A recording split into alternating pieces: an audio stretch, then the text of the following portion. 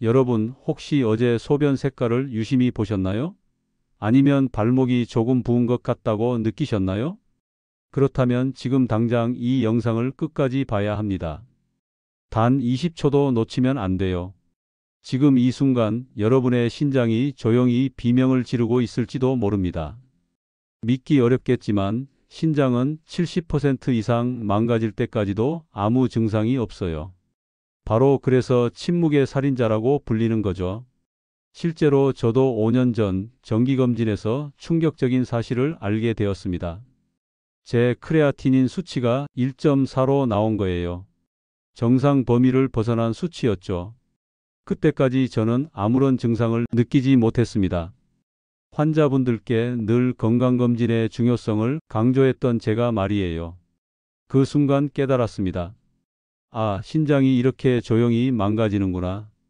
다행히 빠른 조치로 지금은 정상 범위를 유지하고 있지만 그때의 충격은 지금도 생생해요. 어제 인천에 사시는 67세 김정민 님이 제게 연락하셨어요. 박사님, 소변에서 거품이 계속 나와요. 혹시 네, 맞습니다. 바로 신장에서 보내는 SOS 신호였어요. 검사 결과 만성심부전 2기 진단을 받으셨습니다. 오늘 제가 공개하는 신장 SOS 신호 5가지만 알아도 여러분의 신장을 20년은 젊게 유지할 수 있습니다. 안녕하세요. 60대 이후에도 여러분의 활기찬 삶을 돕는 한도연 박사입니다. 오늘은 절대 무시하면 안 되는 신장 SOS 신호 5가지와 신장을 보호하는 생존 비법을 완전 공개하겠습니다. 이 영상 하나가 여러분의 투석 치료를 막을 수 있어요. 구독과 좋아요로 소중한 가족의 신장을 지켜주세요. 자, 그럼 이제 핵심을 파헤쳐 보겠습니다. 신장이 망가질 때 보내는 SOS 신호 5가지, 이걸 놓치면 정말 큰일 나요. 5위는 바로 발목 부종입니다. 나이 들면 다 붓는 거 아닌가요? 아닙니다. 이게 바로 함정이에요. 부산에 사시는 72세 이현수님 이야기를 들려드릴게요. 평소 건강하셨던 분인데 6개월 전부터 발목이 조금씩 붓기 시작했어요. 나이가 나이인데 당연하지. 하고 넘겼죠. 하지만 3개월 후 갑작스런 호흡 곤란으로 응급실에 가게 됐습니다. 진단명은 만성심부전 4기였어요. 왜 이런 일이 일어났을까요? 신장이 망가지면 여분의 수분을 제대로 배출하지 못해요. 그래서 몸에 물이 차기 시작하는 거죠. 특히 중력 때문에 발목부터 붓기 시작합니다. 정상적인 부종과 신장성 부종을 구분하는 방법이 있어요. 발목을 손가락으로 10초간 눌러보세요. 정상이면 바로 원래대로 돌아와요. 하지만 신장성 부종이면 자국이 30초 이상 남아 있어요. 이걸 함몰성 부종이라고 하죠. 더 무서운 건 발목 부종이 생겼다는 것은 이미 신장 기능이 30% 이상 떨어졌다는 뜻이에요. 서울대 의대에서 연구한 결과 발목 부종을 방치한 환자의 85%가 5년 내 투석 치료를 받게 됐습니다. 4위는 야간뇨 증가입니다. 밤에 소변 마려운 게 신장과 무슨 상관이에요? 관계가 엄청 큽니다. 정상적으로는 밤에 한두 번 정도 화장실에 가요. 하지만 3번 이상 간다면 신장에서 보내는 적신호일 수 있어요. 신장이 망가지면 소변을 농축하는 능력이 떨어져요. 그래서 묽은 소변을 자주 봐야 하는 거죠. 특히 밤에는 더 심해집니다.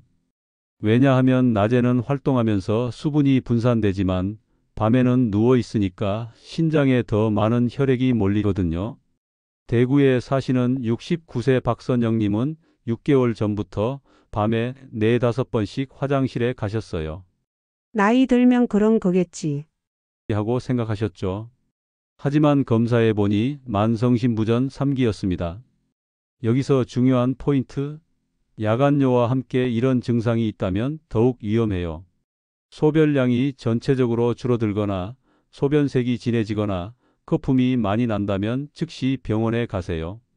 잠깐, 여기서 정말 무서운 얘기 하나 해드릴게요.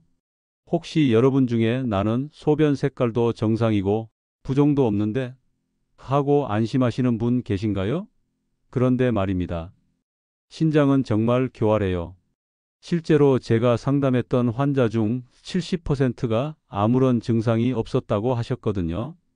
그런데 검사해 보면 이미 신장 기능이 절반 이하로 떨어진 상태였어요. 이게 바로 신장병의 무서운 점입니다. 3위는 정말 충격적입니다. 만성 피로예요. 피로는 나이 들면 당연한 거 아닌가요? 절대 아닙니다. 신장이 망가지면 에리스로포이에틴이라는 호르몬 분비가 줄어들어요. 이 호르몬이 적혈구를 만드는데 꼭 필요한데 부족하면 빈혈이 생기죠. 그래서 만성적으로 피로감을 느끼게 되는 거예요.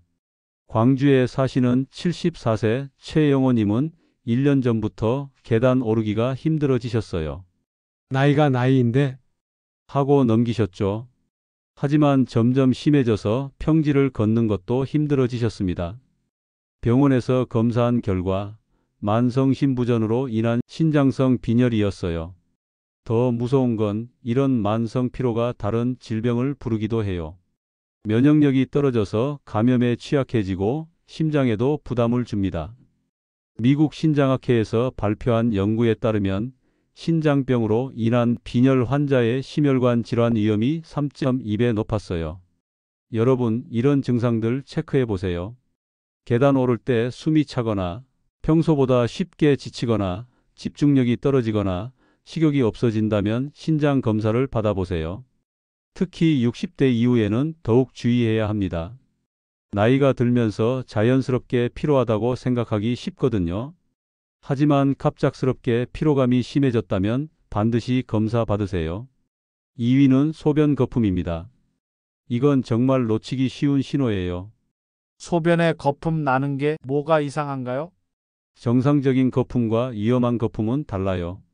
정상적인 거품은 금방 사라지지만 단백뇨로 인한 거품은 5분 이상 사라지지 않아요. 여기서 정말 중요한 포인트를 알려드릴게요. 신장이 망가지면 단백질을 걸러내는 필터 역할을 제대로 못해요. 그래서 본래 몸에 있어야 할 단백질이 소변으로 빠져나가는 거죠. 이게 바로 단백뇨입니다. 전주에 사시는 65세 김영수님은 3개월 전부터 소변에 거품이 많이 나기 시작했어요.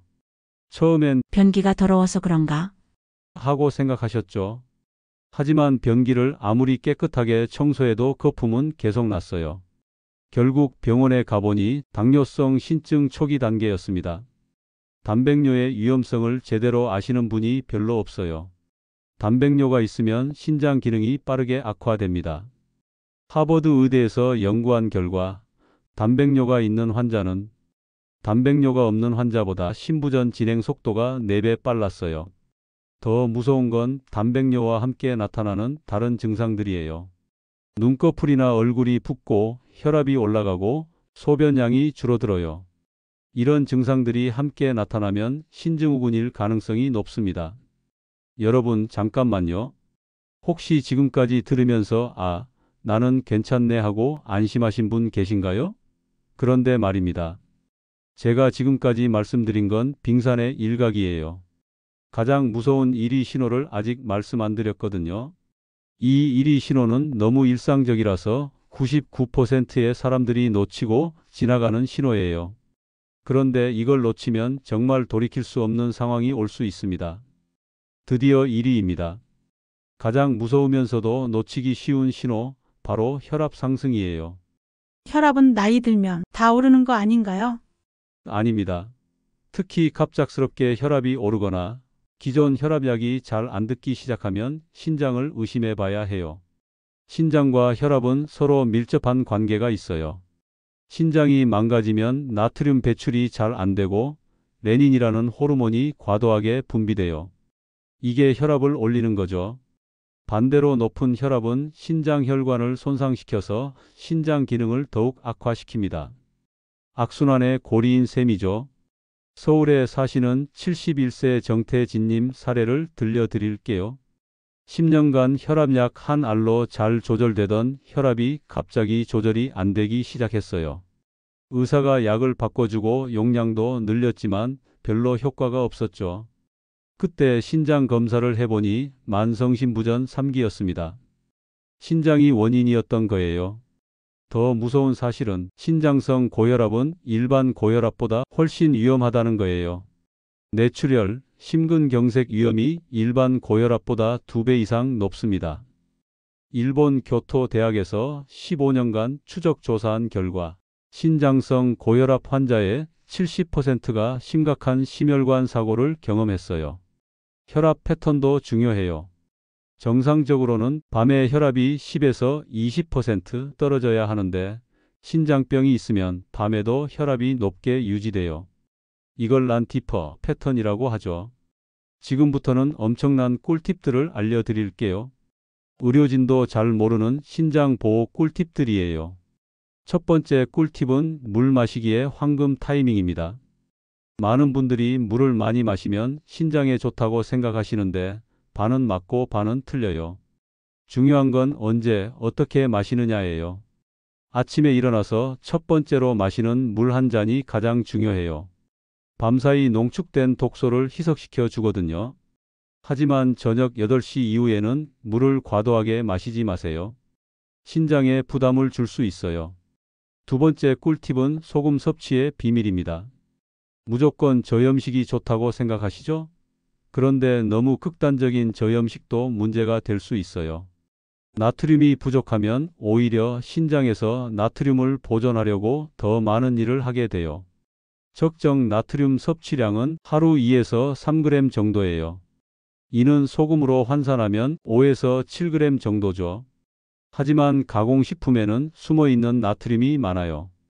라면 한 봉지에만 나트륨이 2g 이상 들어있거든요. 세 번째 꿀팁은 단백질 섭취의 균형입니다. 신장이 안 좋으면 단백질을 제한해야 한다고 알고 계실 텐데 이것도 단계별로 달라요. 초기 단계에서는 오히려 양질의 단백질을 충분히 섭취해야 해요. 계란 흰자, 생선, 닭가슴살 같은 완전 단백질이 좋아요. 하지만 신부전이 진행된 단계에서는 단백질을 제한해야 하죠. 자가 판단하지 말고 반드시 전문의와 상의하세요. 네 번째 꿀팁은 운동의 타이밍과 강도입니다. 신장 건강에는 유산소 운동이 가장 좋아요. 하지만 언제, 얼마나 하느냐가 중요하죠. 오후 2시에서 4시 사이가 신장 건강에 가장 좋은 운동 시간이에요. 이 시간대에 신장으로 가는 혈류량이 최대가 되거든요. 강도는 숨이 살짝 찰 정도, 대화는 할 수 있는 정도가 적당해요. 주 3, 4회 30분씩 하시면 됩니다. 그럼 이제 어떻게 시작하면 될까요? 복잡하게 생각하지 마시고 오늘 바로 할 수 있는 것들부터 시작해 보세요. 첫 번째, 매일 아침 소변 색깔 체크하기. 정상적인 소변은 연한 노란색이에요. 너무 진하거나 탁하면 주의하세요. 두 번째, 주 1회 체중 측정하기. 갑작스럽게 체중이 2kg 이상 늘었다면 부종을 의심해 보세요. 세 번째, 혈압 기록하기. 가정용 혈압계로 아침 저녁 측정해서 기록하시고 갑작스러운 변화를 놓치지 마세요. 네 번째, 정기 검진 받기. 크레아티닌, 단백뇨, 사구체육과율 검사를 반드시 포함시키세요. 하지만 주의해야 할 점들도 있어요. 신장에 독이 되는 약물들이 있습니다. 진통제, 특히 이부프로펜, 아스피린 같은 엔세이드 소염 진통제는 장기 복용하면 신장에 해로워요. 반드시 의사와 상의하세요. 또한 급격한 다이어트도 위험해요. 탈수가 되면 신장에 큰 부담을 줍니다. 건강한 다이어트는 월 2에서 3kg 감량이 한계예요. 그리고 조영제를 사용하는 CT나 MRI 검사 전후에는 충분한 수분 섭취가 필요합니다. 조영제가 신장에 부담을 줄 수 있거든요. 여러분, 오늘 우리가 함께 나눈 이야기는 단순한 정보가 아닙니다. 여러분의 남은 인생을 바꿀 수 있는 소중한 열쇠예요. 신장은 한번 망가지면 되돌리기 어렵습니다. 하지만 조기에 발견하고 관리하면 충분히 건강한 삶을 유지할 수 있어요. 제가 오늘 말씀드린 SOS 신호들을 기억하시고 작은 변화도 놓치지 마세요. 저도 처음엔 설마 나한테 그런 일이? 라고 생각했거든요. 하지만 건강은 당연한 게 아니라 지켜야 하는 거더라고요. 여러분도 오늘부터 시작하세요. 늦었다고 생각할 때가 가장 빠를 때입니다. 매일 아침 거울을 보며 오늘도 내 신장을 위해 뭔가 하나는 하자 이렇게 다짐해 보세요. 물 한 잔 더 마시기, 소금 조금 덜 먹기, 계단 한층 더 걸어가기. 작은 실천이 큰 변화를 만들어냅니다. 그리고 무엇보다 혼자 고민하지 마세요. 가족들과 이 정보를 나누고 함께 건강한 습관을 만들어 가세요. 당신이 건강해야 사랑하는 사람들도 안심할 수 있습니다. 여러분의 신장이 평생 건강하길 바라며 오늘도 활기찬 하루 보내세요. 다음 영상에서 더 유용한 건강 정보로 찾아뵙겠습니다. 감사합니다.